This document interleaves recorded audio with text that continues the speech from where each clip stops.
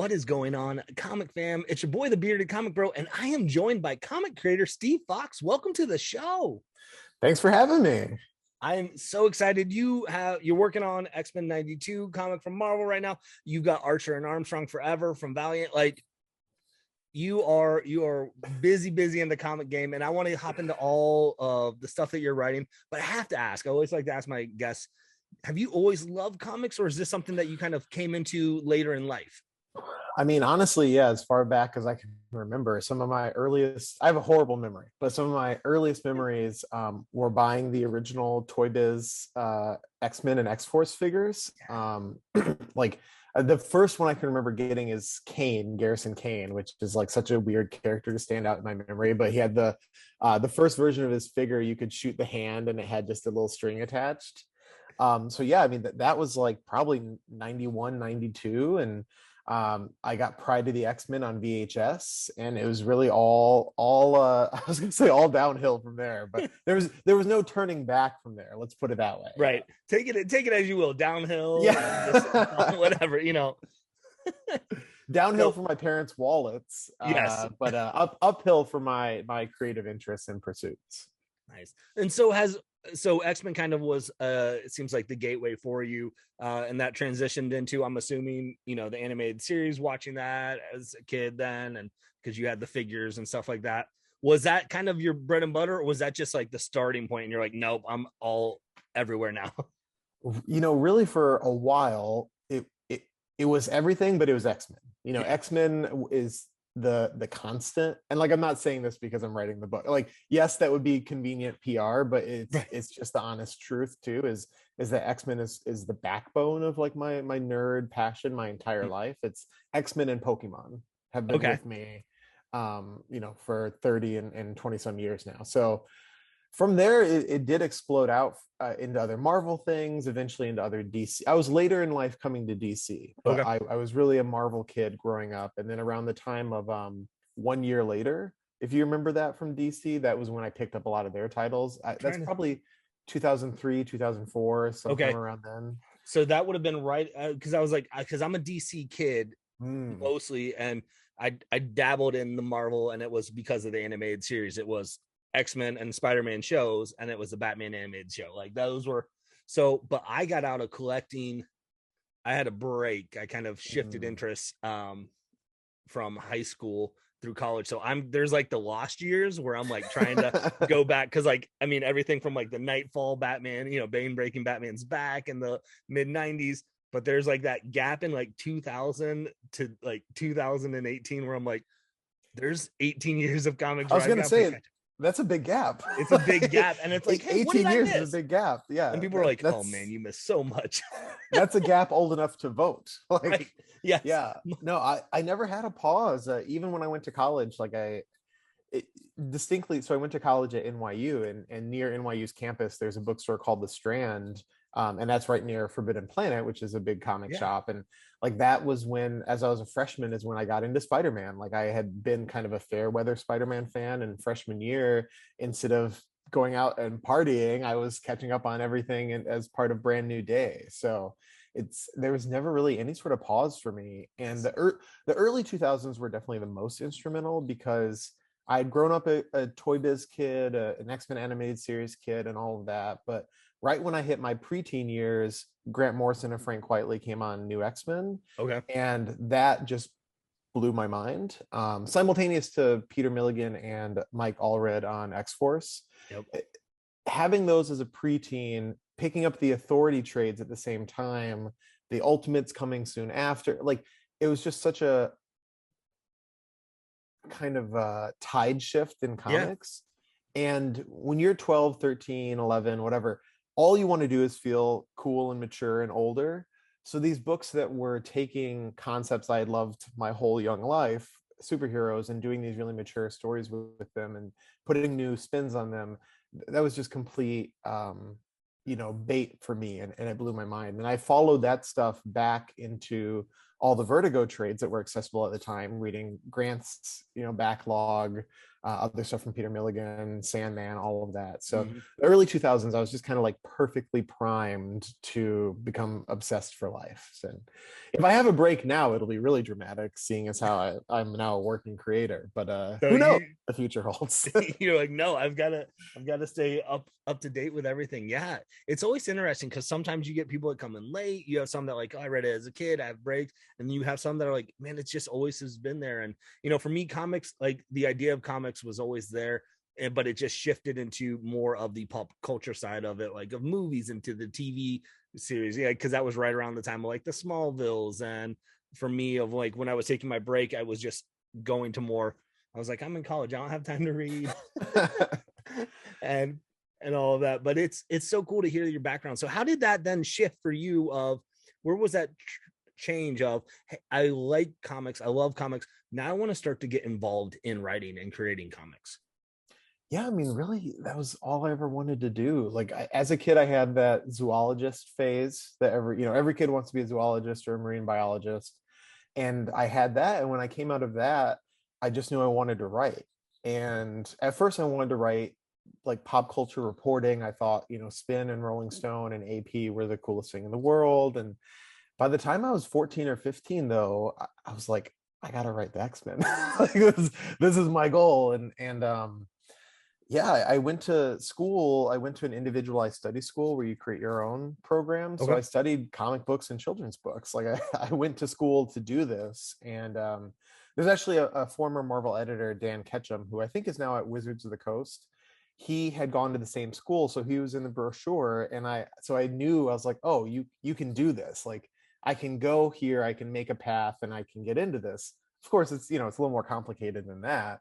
Right. But I knew going into college, like, I want to be a professional writer, and there might be some deviation in how that manifests, but one way or the other, I'm going to be a professional writer. And I did NYU, and I graduated, and 3 months later I was working at Random House as an editor, as a kids book editor. And I did that for 5 years while pitching other things, and eventually I had enough going on that I could quit and just focus on full-time writing and some freelance editing. Oh, nice. So once you had that kind of basis of, like you said, of working at Random House, where did that get you into the foot in the door into the comic aspect of writing? Yeah, well, so I actually have a funny backstory, is that I was one of the winners of Top Cow's talent search. And I won the same year as Teenie Howard and Isaac Goodhart. And Phil Seavey, I think, was a runner-up that year or the very next year. Okay. And Ryan Cady was the assistant editor at the time. So this is now some of my closest friends in the industry. We all got our professional start through Top Cow's talent hunt. So my first published work ever was half of an Artifacts issue, focusing on a historical Witchblade. And to be honest, I never read a Witchblade comic before the talent hunt went live. And then I just did my research. I submitted a script without letting anyone read it, which is horrible. Like, you should get peer feedback. But I was so set on, this is a test. Yeah. I'm not advocating for this. This is a stupid way to do it. But I was very set on the idea, like, this is a test. This is a test of my ability. I have to do it on my own. And then, thankfully it did work out. But it was a long road from that to more comic stuff, because through Random House, I started getting more chances to do licensed kids work. I've done close to 70 kids books for stuff like Mario and Lego and Pokemon. And that's all so much fun, but it wasn't, it's not the thrust of what I want to do with my career. But no, it was a fragmented road to get more comic stuff. I did some shorts here and there. I did some anthologies, and technically X-Men 92 is actually the first monthly issue that I wrote, and I'm the only writer in the issue. And that came out 8 years after the talent hunt, which an issue I shared with Ron Mars. So it took 8 years from first publication to have a monthly comic where I am the only writer on the cover. Which is it's fitting that you're on the show. I had Ron on the show a couple months ago. Oh yeah. So. Well, I got my start leading into one of his stories. So that's so cool. Well, you mentioned X-Men. We got to talk about X-Men because that was my first exposure to your work. I remember comics are so overwhelming. There's so much out there right now. I was like, I gotta take a break from X-Men for a little bit and just breathe. And I wasn't even looking at the solicits. I remember walking in the store and I saw X-Men 92 on the shelf in all its glory. And I go, I looked at my shop owner. I go, wait, is this connected with the animated series? He goes, yeah. I go, I need this. He goes, oh, don't worry, I already put one in your pull box, because he goes, I know you would want it. So let's talk about X-Men 92. How did this project come about? So I actually interned for Jordan White a decade ago, and Jordan's the head X-Men editor, and we stayed in touch, just friendly over the years. But when I did Spider-Ham at Scholastic with Shadia Amin, who's an amazing artist, who I've gotten to collaborate with a couple times, Jordan got a hold of a copy. He enjoyed it, and he thought I'd be a good fit for it. But I've said this elsewhere. When he messaged me for my email, I was like, okay, so the most likely outcome is he wants like restaurant recommendations or something. The next most likely outcome is he wants like the email of someone that he knows I'm friends with. The rare outcome is maybe he has a backup short that I could do, like a 4-page something or other. And then it turned out to be a 5-issue X-Men 92 miniseries. That's so cool. So this idea was something that they pitched and they said, hey, we want you to come on board with this. Yeah, so they knew they wanted to do a series for the 30th anniversary, which it blows my mind. It's been 30 years since that show came out. I didn't even think about that, but yeah, it is. Yeah. And Jordan had one of the great things about the animated series is they adapted a lot of classic X-Men storylines and made it fit the cartoon. So Jordan had the very vague idea of what if we tried to do the Krakoa era, but as an arc of the show. And he's like, you don't have to do that. If you have other ideas, that's fine. But I love the current books. I have so much respect for the creators. I've been hooked since House of X #1 came out. So I was like, no, we're doing that one. And then I put together a pitch, and thankfully they liked it. And we got Salva Espin on board, who's just been an amazing collaborator. Salva can draw anything, and he does over the course of the series. I counted a couple weeks ago, and by the end of the run, he'll have drawn 160 Marvel characters throughout the 5 issues, because we wanted to throw everyone in for cameos. Right. Like everyone you love from the 90s in all their 90s glory, needed to pop up on Krakoa, and Salva said, yep, let's do it. Well, you mentioned the pitch, you mentioned Krakoa. If someone hasn't gotten to read X-Men 92 yet, how much does it tie into the continuity that's going on now? What is kind of a deeper look at the pitch of what this 5-issue series is, more than just a 30th anniversary? Yes. So this series takes the feel and look of the animated series, the cast from the animated series, and gives them a 5-issue accelerated version of every X-Men storyline from 2019 to 2021. And if I did my job right, which is not up to me to say, you don't need to have read the current books to get any of it. It's not in a shared continuity, it's its own storyline, but you're going to get the 92 version of the Krakoa saga from the first page of House of X to Inferno. But it also is a bit of a what if story, because if we just did a condensed retelling, like, why are you going to spend $25 on that? Right? Like, you can read Wikipedia, you can read the books, they're not even that old. So it is adapted, just like how the animated series would do Dark Phoenix Saga, but find a role for Gambit to play, or Days of Future Past and have Bishop be pivotal. This version of the story is unique to the book. So if you read all the Hickman issues, if you read everything Teeny and Jerry and Ben and everyone else have done, you're going to find new twists and turns here. Yeah. And as someone who has not been reading the current X-Men as right now, I am digging this series. So, as issue 1 is out, and at the time this video will drop, issue 2 will be coming out that Wednesday. So go pick it up if you guys have. Yeah. And a second printing of issue 1. Oh, second printing of issue 1. Yes. So we Okay. sold out of the first printing. So on June 1st, if you missed it, you can get the second printing and you can pick up issue number 2 at the same time. Wow. I love when they do that with the second printings of issue 1s, because you're like, you miss it and you're like, oh, well, I can't get it. I'm not going to get issue 2. And it's like, no, here you go. You get it the same.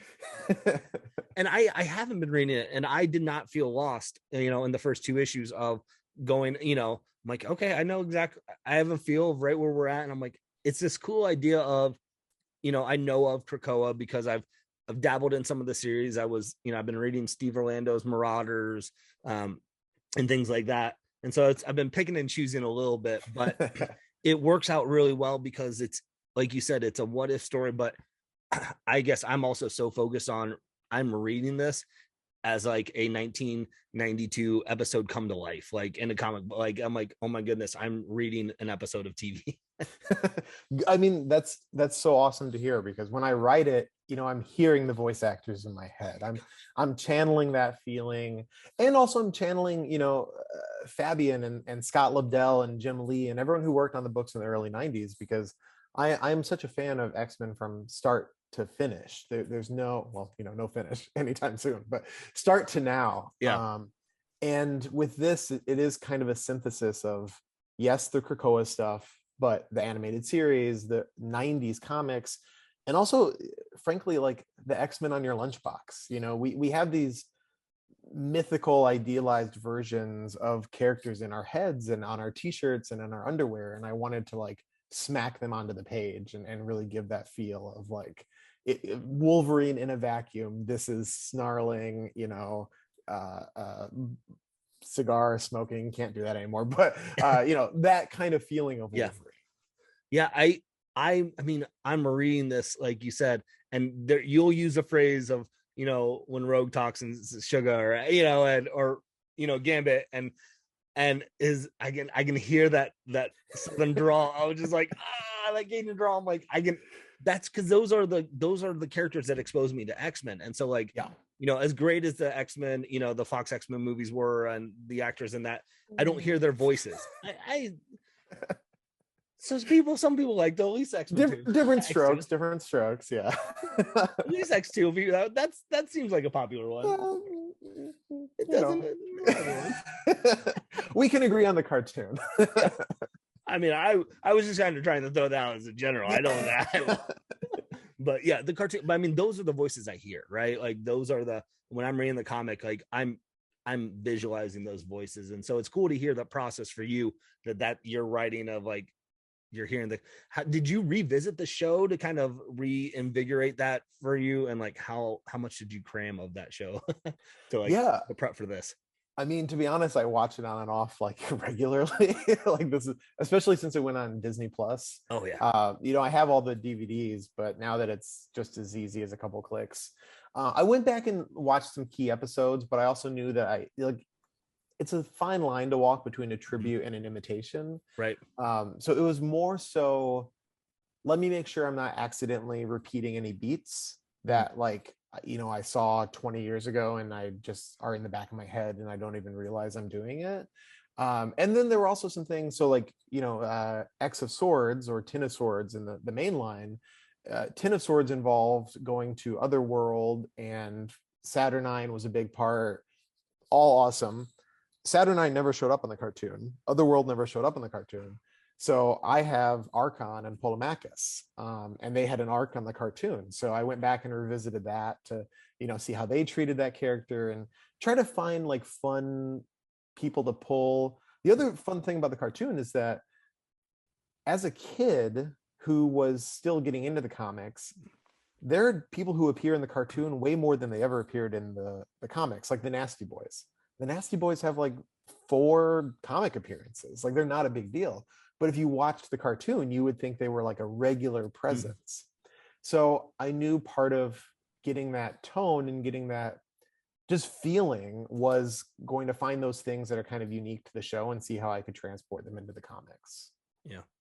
So when you got the email about this project, I mean, what was that experience like? Because I mean, you said it from the get-go. X-Men has been your gateway into comics. You're not downfall. You're But like, how was that experience of something that you loved as a child that now like this is something that you get to create on? When you said earlier in the interview, like I'm setting out, I want to write X-Men comics, and you're like, your first comic book that is monthly by yourself is, as a writer, is X-Men. Like, what was that feeling? It was very surreal. And to be honest, I maybe had like a tiny existential crisis. Because I've always tried to be careful about setting goals, Right. because I don't like to set goals that are not in my control to achieve, right? Like if my true career goal had been, I want to write the X-Men. Okay, well, like 10 people get to do that a year. So right. I don't want to base my happiness or my sense of fulfillment on getting to achieve something that involves a lot of moving parts. Right. So the first Marvel thing that came my way in the main line was a mini series where I was going to get a ton of control because it's in its own continuity. I don't have to play nice with anybody. I can use any character I want. It was a weird feeling. I had to kind of stop and take stock. And of course, you have that moment of like imposter syndrome of like, who the heck am I to write an X-Men 92 30th anniversary book? But then I just got over all of it and had a bunch of fun. Like Jordan and Lauren Amaro are such great supportive editors. Once we found Salva, I knew like this was going to be so fun. And then we got Israel Silva on colors and Joe Sabino on letters, and the design team too. So, in all the books in the Krakoa era, they have the data pages, which in the main line are usually white pages with black text. They're designed very futuristic looking. For X-Men 92, we are doing very retro data pages. The first issue looks kind of like Saved by the Bell. The next issue, you're going to see like a gig poster style, like, Xeroxed mixtape sort of thing.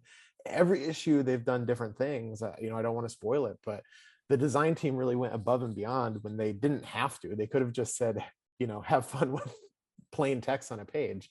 But yeah, no, I feel very spoiled. Like I got to play in the sandbox for 100 pages and do some pretty wild things with such a great team. So I'm just grateful and still kind of bewildered by it.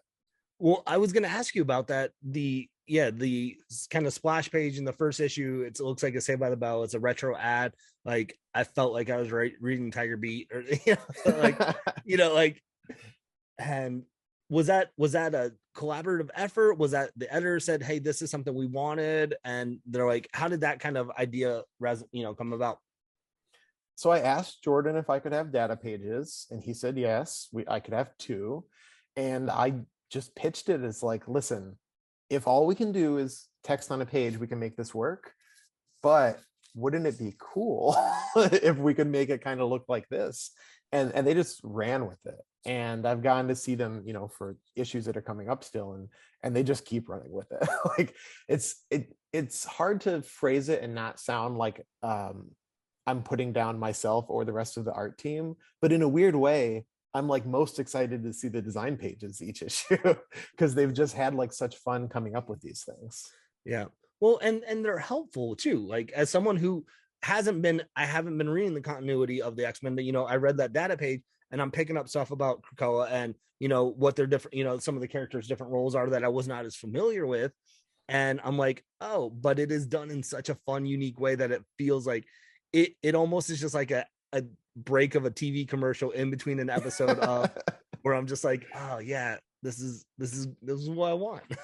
Yeah, and it's really useful too because like I said, I get 100 pages to tell this story, and in the main book, they're the main line. They've probably had over 100 issues of X-Men comics since 2019, so they can explore every nook and cranny. They can devote the page space to explaining who the 5 are and how they work, or what the rules of Krakoa are, and to tell a complete and thrilling story in 100 pages, I don't really have the space to do that. So the data pages have been really useful to kind of fill in the blanks and not get completely loaded down with exposition. Although, of course, part of the fun of early 90s comics is very exciting exposition, like shouting what's happening at the reader a little bit.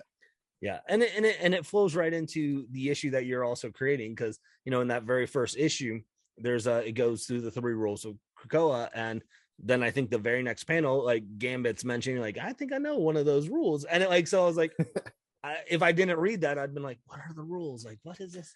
And so it Yeah. helps to have some of that too, to help guide the reader along. And I think that was just, it's so well done, the uniqueness of it. Thank you. Yeah, like I said, I'm really indebted to the design team running with that idea. And yeah, I mean, I love how they're used in the main book and in Eternals. Eternals does a similar thing. It there are so many comics where the text pages, they don't feel the most essential, but it's nice when they can actually help become part of the plot and fill in gaps and move things along. Yeah. Well, and then also it's written and it's designed in such a way it doesn't seem overbearing to have to like sit and read, Right. a whole novel to get to what you need to do. Like you have it designed in a catchy way, and it's the quick hits that you need to know. And I mean, it's even you even have jokes in there. I'm cracking up. I'm like, so were those your jokes then too? Yes, those were my jokes. Yes. I did have to look up a bunch of like cheesy jokes for inspiration and see like, okay, what's like a Laffy Taffy level joke that I can make specific to the X-Men. But no, those were my Gene jokes. Those are great. Well, we could talk about X-Men the animated series all night long, I feel like. But you have another series that is out right now from Valiant, and that is Archer and Armstrong Forever. And tell me about this, because this is something this was my first exposure to Archer and Armstrong. Like, so I didn't realize until I read the back of issue 1 of where you were talking about your kind of love letter to the previous series. So tell me about this book. Yeah. So, and it's funny you say too, because I don't think it's healthy for creators to overly pay attention to reviews and things, but I did see the only one that was like a little softer for the first issue. It's still a 7 out of 10. It was very nice. The person did not understand that this wasn't the very first appearance of Archer and Armstrong. So it's like, I don't really get why these characters exist. It's like, yeah, because there's been like 30 years of history. No, that series is such a blast to do. So Archer and Armstrong Forever is a new ongoing series from Valiant. It's about Obadiah Archer, who was raised in a religious cult to fulfill their sort of doomsday plans by assassinating Armstrong, who is an immortal who's been around since pre-Mesopotamian times, with his 2 other mortal brothers, who maybe you'll get to see later in the series. But in the course of the original run, they end up becoming best friends once Archer finds out his family is completely evil. And now they're kind of like a odd couple buddy comedy action adventure. It's, those are kind of the top line genres they tap into, but they're just so much fun to work on. It was my favorite Valiant book when Valiant relaunched about a decade ago, the Fred Van Lente and Clayton Henry run. And they've had such fun adventures since. So when Rob Levin from Valiant reached out about pitching something, I took stock of what properties they didn't have coming up, but Archer and Armstrong really stood out as just something I thought I could excel at. Because I've done a lot of kids stuff. I do horror stuff, and then humorous stuff has like emerged as this unexpected side of my career once I got a chance to do Spider-Ham. I used to say for years to friends, like I would love to write for Marvel, but I don't think I could ever do Spider-Man because I don't think I'm funny enough. And then the first thing I got a chance to do was Spider-Ham, which is like the pure comedy version of Spider-Man. Right. But getting to do that and getting to do Cheater Code and some of the other comedy related things I've done, it just felt like Archer and Armstrong was a chance to bring that side of myself into more mainstream action adventure storytelling and put in hints of horror too. You'll see in the first issue and moving through the first arc, they have a pretty gross new foe. But I've told people it's very inspired on my end by stuff like Die Hard and Police Story and kind of the classic action movies that didn't sacrifice real stakes for moments of comedy and levity. It's not a comedy book. It's not just a joke book or a gag book. There are real stakes. There's real emotional conflict and heft. But they have fun. Like they're a fun duo, and they fight some goofy people and lose body parts along the way. Yeah. It is such a unique dynamic, and it is funny because like I had yes. Yeah, the promo ears that Valiant. It was great to get a box of foam ears in the mail. That was a really, really unique experience. But But they're actually great. I did a signing for Free Comic Book Day, and a ton of people came up specifically because they saw the ears and wanted to know more. So That's advertise your book with weird body parts. yeah. That's my tip. It works until it doesn't. Yeah, maybe be selective about the body part, I guess. Just saying, especially if it's a Free Comic Book Day. But it's an all ages event, people. Yeah, that's so cool to see. Like, I'm just like, I can just imagine like someone opening up your, steal a package off your porch. You're like, open up, like, what is a box of foam here? Oh, that's so good. But it's so fun because I remember reading this, and this was, like I said, a characters that I had not been familiar with, and they have such a, like an odd couple kind of buddy relationship, like you mentioned, that I'm like, I'm having a lot of fun reading it. But yeah, there's the horror element of the villain, that we get introduced to in issue 1. I'm like, I was like, ooh, I was like, okay. Yeah, that's kind of like the first thing I ask permission to do on any new book is like, what like gross, disturbing thing can I add to this dynamic? And it's fun to get to do. And I have another project I unfortunately can't talk about yet, but I got to introduce a similarly pretty horrific thing to that dynamic.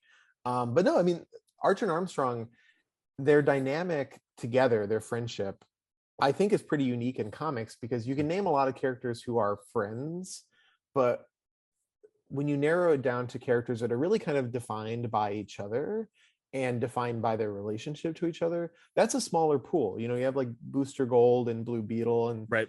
Archer and Armstrong, it's a friendship. It's not the same thing as a romance or a rivalry or arch nemesis or whatever. And that's just a really neat, different change of pace to get to explore and play with. And I think it does resonate with people, even if you're not super familiar with the characters. It's not that hard to understand. Okay, here's this hard drinking, well-traveled older guy, and here's this naive, well-meaning younger guy, and they respect and care for each other, even if their outlooks on life are not very similar a lot of the time. Yeah, and it's not a hero with a sidekick, no, of that dynamic. It's not the mentor mentee. It is like, even though there's the age difference, it feels like a genuine, hey, we're friends, and there's a they butt heads, but there's a love there that is deeper. And like I said, I've only read 2 issues of this. I'm like, oh my gosh, like they got a great friendship. Yeah, I mean, it's so great to get to play off of one another, and it's fun to writing X-Men and this at the same time. X-Men is a big cast and also full of cameos and villains and all this other stuff. So to get to play in that really fun sandbox and do a book that's really built around a friendship between 2 characters, it's nice to flex different muscles that way. Yeah. And so right now, a lot of your work is with existing intellectual properties and stuff like that. And how is that for you, of like when you have to get into writing of, respecting where stuff has been before, but then saying, I want to take it in different directions? I know we touched a little bit with that with X-Men, but how's that experience for you, that process, I guess? Yeah, it's intimidating, but also I find it really exciting and rewarding. So for instance, with Archer and Armstrong, I had read all the prior Archer and Armstrong stuff, but I reread all of it and a ton of other Valiant things. And also, what was taking the kind of movies I mentioned earlier. I like the homework aspect. I like getting to revisit things. I like getting to live in a world and really let it just kind of wash over me. But it's a balancing act because and it's been interesting doing interviews for X-Men stuff, because as well versed as you think you are in X-Men lore, there's always a deeper nerd. And no one's been outright like gotcha, but there have definitely been people who have like, oh, are you going to reference this from the Marvel Team Up backup issue 72, that 4-page story in the back that 4 people read in 1987? Are you going to reference that? It's a key part of that character. And it's like, listen, man, I get 100 pages. Like, I'm doing my best. I get it. It's funny that you mentioned that, because I am a huge Batman fan, and I was just having a conversation with someone on Twitter. I was like, oh, the Batman figure, character from Grant Morrison's RIP series. I was like, I love that.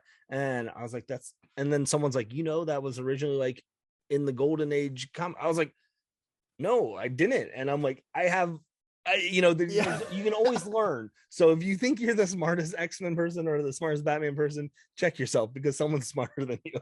Yes. And the other thing is, I think Grant was the one who said this, and I'm paraphrasing, but continuity matters when it matters. Mm-hmm. Like, yes, it's important. I want to respect it. I don't want to make mistakes. Of course, no one does, but your purpose as a storyteller is not to just fill out the next part of a Wikipedia. Your purpose is to tell good stories. And so I think, like, for me, the process with existing IP is to immerse myself and then see where I can go next, not to feel beholden to like, oh, let me fill in the cracks, or let me address this inconsistency, or, like I said, I'm not writing the Wikipedia. I'm writing the book. And if you want to turn that into a Wikipedia paragraph, that's awesome. I hope you do, and I hope you enjoy it. But I'm trying to tell the next fun story for these characters. And with Archer and Armstrong in particular, they've been off shelves for a couple of years. So I wanted to welcome back existing fans, but it was also important that the book be accessible to new fans. So you kind of have to do, 6 of one, half dozen of the other, whatever the saying is, to bridge that gap. Yeah. It's funny you mentioned like backstories of an X-Men book. Like, the extent of mine would have been like, oh, are you going to put in this 1992 animated series like meme reference? Are you going to fit that in? Keep your eyes peeled for a couple. I couldn't resist. So I mean, yeah, they're not. There's one that there's a part of me of like, if that somehow gets incorporated into it, I will go, yes. Well, I look forward to you reading the rest and telling me if I managed to include that one. But you'll get a message from me instantly going, yes. And it'll just say yes, nothing else. X-Men 92, I did realize once I started sending the first issue to some friends of mine, I was like, there's a lot of stuff in here that's only going to be apparent if I release like an annotated version someday.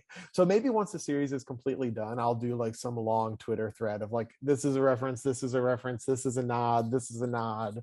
Because, there are some lines sprinkled throughout from the animated series. There are some, title references and name drops and funny things. So I wanted to, for that series in particular, it felt really appropriate to have Easter eggs and things that people can keep an eye out for. Yeah.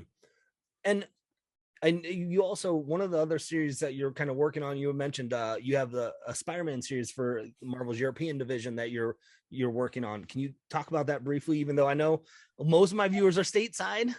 Yeah, and I actually don't know when it's going to come over here in America, but Disney Italy and Disney Europe, they have a really big presence over there, and kids comics are huge in parts of Europe. I think like Donald Duck in, I think it's Switzerland or Sweden, like outsells most American titles. It's a different kind of market. Yeah. And they do generate some original content, and I was lucky enough to get looped into that. So I've been doing a number of Spider-Man shorts for them. They're 10-page stories, illustrated by some amazing Italian illustrators.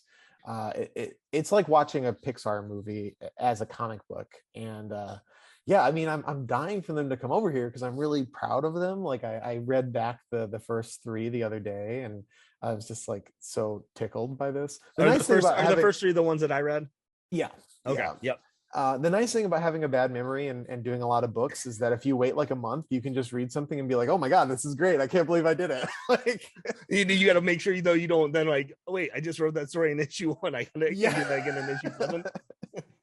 But no, they've been so much fun. And I do not have a ton of details about when they'll be shared in other parts of the world, but I do believe they'll come over here eventually, and I will be screaming about them from the rooftops, because I use them as an opportunity to include a lot of different characters and villains and fun, just sort of classic Peter Parkerisms, because they are based on a teenage version of Peter, which it's just such a cool classic feeling to get to slide into those shoes for 10 pages. Yeah, and I love that you said it's a Pixar movie come in a comic form, because it really, the art is fantastic, and it just pairs so well with your writing of, it's funny that you kind of were like, I don't know if I can be funny writer, like, and I'm like, I'm reading Archer and Armstrong, I read the Spider-Man, I'm reading your stuff in X-Men. I'm like, what are you talking about? I mean, it's an unexpected career trajectory. If you had asked me 5 years ago, I would say like, I want to be Clive Barker. Like I just want to write messed up stuff for terrible people. And then instead it's like, hey, do you want to do a bunch of kids books and funny superheroes? I was like, you know what? I do. And I'm so interested to see this because I know I was talking with you. I so happy to get this because I have a nephew who I just got into comic books last Christmas. I gave him a stack of Spider-Man comic books because he loves Spider-Man, and he basically was like, "Wait, are these based off of the movie?" Like, no, like there's this whole nother world. I was like, so I had to be the good uncle, and I wanted to slap my brother. Like, what did you do? We read comic books all the time as a kid. What happened to you? But so like he lives over in Europe, and I'm like, I'll have to like, you got to get the Spider-Man stuff. You'll love it. Yeah, I'm so excited for those to start coming out. And actually, I was gonna say, so I got to do a signing at a really cool shop early this year, and then talking with the shop owner, he was saying that, as much as we talk about like, oh, there's so many MCU fans, how do you make them comic fans? He said kind of every MCU property, he does have people coming in, and even though it's different, like, the She-Hulk you see on Disney Plus is not the same one Right. in the books, that people have a pretty easy time jumping in and just going with it. So I hope stuff like these Spider-Man books and Spider-Ham and X-Men 92, like I hope they can bridge the gap for people where it's Right. a familiar enough version that you can kind of make that little jump and just enjoy yourself. Because when I was a kid too, we didn't have digital. When I was a young person, we didn't have digital comics. Trades were not even a guarantee. Right. And so you did just kind of go to your local shop, and if issue 5 was what was available and you really wanted to read it, you got issue 5 and you just did your best to go from there. That's how I started reading comics. And there's so many other options now, from Wikipedia to TikTok Right. to Comixology, to fill in those gaps in knowledge. So it's easier than ever for people to get in. Yeah, it's so funny that you mentioned that because I mean, my Batman continuity was so messed up of going from like I'd get any copy I could get at a half price bookstore, back issues and stuff, and like it didn't matter if it had Batman on. I was reading it and completely out of context. It could have been flip flopped, all different. It didn't matter. I mean, it's a character I wanted. Some of my favorite memories of a kid are picking up like the Alpha Flight series that Duncan Rouleau illustrated parts of. I don't know, I got like issue 14, but they had the little character bios in the front, and I was just like, this is the coolest thing ever.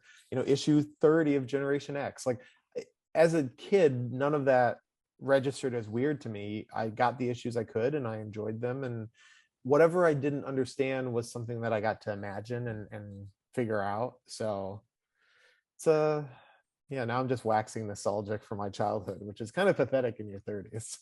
There's nothing. I mean, nostalgia is what got me back into comics, and that's what getting me back into liking what I like, and it's nostalgia is not bad. And listen, as the writer of X-Men 92, I really cannot knock nostalgia. It is working for me at the moment. Right. Well, as we're wrapping up this interview, and we're talking about nostalgia, and I want to ask, like, and we kind of talked about like the feeling of writing X-Men as something you want. Has there been a character that you've gotten to write where in the midst of your writing, you're going, holy cow, I'm actually writing this character? Oh boy. Because you've written a lot through your Spider-Man, your Spider-Hams, your Archer and Armstrong, your X-Men. Like you've written a lot of characters that I think like it'd be hard to pick. Well, I've also been very economical about it. Every chance I get, I'm like, okay, let me throw in these people because I don't know when I'm going to get another opportunity. I have two answers. One is in the first Spider-Ham. He briefly goes through a portal in Proctor Strange's sanctum and has a heart-to-heart with Peter Parker. And, is that canon? Who knows? Who cares? In my mind, yep, I got to write Peter Parker. Yeah. And that to me was a really big deal. The other one is much smaller, but was a pretty big check mark for me, was in X-Men 92, a couple times throughout the series, Dazzler shows up, and I actually don't even think she has a line in the whole book, but she gets to perform and be in the background. And as a kid, Pride of the X-Men was so influential to me. I grew up thinking Dazzler was the coolest character in the world, even though she barely shows up in the animated series. She wasn't that present in the books for like 20 years. But when I first got to write like Dazzler in a script, knowing that someone was then going to go draw it and publish it, that was a weird, cool moment for me. Yeah, that's so and cool. actually, even that whole first panel of the issue, sitting down to write Cyclops says this was just like, I mean, I have a Cyclops cat tattoo on my arm. Like, oh, that's so cool. This was awesome. I had to stare at that panel for a minute and just process that I was getting to put words in Cyclops and Wolverine and Rogue and Storm and Jean and Gambit and Beast in everyone's mouth. It was weird. That's so cool. Oh, Steve, it has been a pure delight just talking about comics with you and going through memory lane for both of us. I hesitate to ask, like, if you have anything else that you're working on right now that you can talk about, or if it's all kind of behind the scenes right now until things get announced. Yeah, I can talk about a couple things quickly. So in July, the hardcover collection of Razor Blades, the horror magazine that James Tynan and I co-created, comes out through Image Comics. Nice. So we self-published 5 issues of that in 2020 and 2021. And this is the whole 400-page shebang in one hardcover. So I cannot wait to get on that. I also have Spider-Ham 2 comes out this fall. In Hollywood Mayhem. That's with Shadia, who I mentioned earlier, I love as a collaborator. And this summer, I did a Dumb and Dumber middle grade novel for Scholastic. So that's a novel, not a graphic novel. And Shadia did spot illustrations for that. So that was a really bizarre and unexpected project to get to do. But I'm excited to have more prose coming out. Early next year, one of my first creator-owned series is coming out from a publisher I can't talk about yet, but that is fully in the horror realm. I'm very excited about that. And then, X-Men 92 is continuing. It's got 4 more issues, and Archer and Armstrong is an ongoing. We have a lot of fun plans for that. And the more people who pick it up, the longer we get to do all those plans. So I think that about covers everything coming out in the immediate future that I'm allowed to talk about. But if you want to see more of me at Marvel, maybe you'll be in luck throughout the summer and fall. So we'll see when I get to say that officially. But so, I turned in X-Men 92 number 5, and it was not the last thing I turned in for them. So okay. So where can people follow along with you to best stay up to date with when stuff comes out, so they can see what you're working on and when you can talk about stuff? Yeah, so Steve_Foxe, Foxe on Twitter, which I absolutely hate and wish I didn't have to be on. And then stevefoxe.com, which I keep updated with everything I do, from editorial work to kids' books to comic books. So you can find all of that there. And usually stuff goes there before it goes anywhere else. So you might even find some stuff early. Nice. Well, gang, all the links that are mentioned, or Twitter and the website will be linked in the description of this video or the podcast, however you're listening to this. Make sure you go out and check out both these books that are out right now. They're fantastic. They're great. Steve, it has been a pleasure talking with you. Thank you so much for talking comics with me. Thank you for having me. It's been a ton of fun. And gang, with that being said, hopefully you can find some time to curl up, grab a book, and nerd out. Peace.